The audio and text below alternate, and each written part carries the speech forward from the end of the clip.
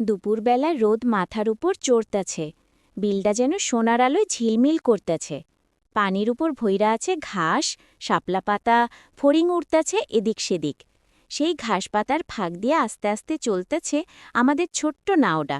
বইঠা পানিতে দিতেই ছপ ছপ শব্দ হইতেছে, পানির খেনাও উড়তেছে। মনে হইতেছে এই শব্দটাই বিলে একমাত্র গান।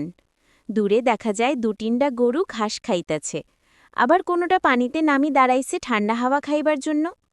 পাড়ের দিকে দেখা যায় কইডা গাইতালা পোলাপান, তারা গাছের ছায়ে বসে মাছ ধরতেছে, হাতে টোপ লাগানো বাঁশের ছিপ, গামছা গায়ে জড়ানো। মাঝে মাঝে মাছ ধইরা হাসাহাসি শুরু করে দিতেছে, আবার পানির ছিটা মারতেছে একে অপররে।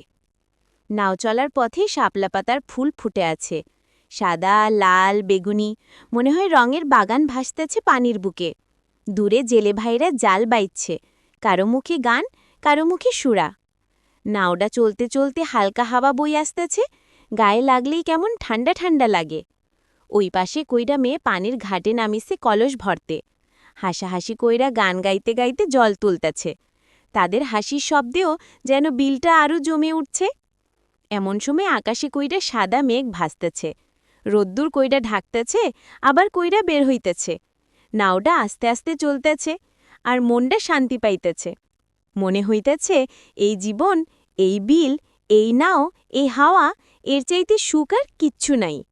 আর হ্যাঁ, ভিডিও ভালো লাগলে সাবস্ক্রাইব ও আমাদের পেজ ফলো করতে ভুলবেন না, যেন আমরা আপনাদের জন্য আরও সুন্দর ও প্রাণবন্ত গ্রামের গল্প নিয়ে আসতে পারি। আপনার লাইক আর কমেন্ট আমাদের অনেক প্রেরণা দেয়। ধন্যবাদ।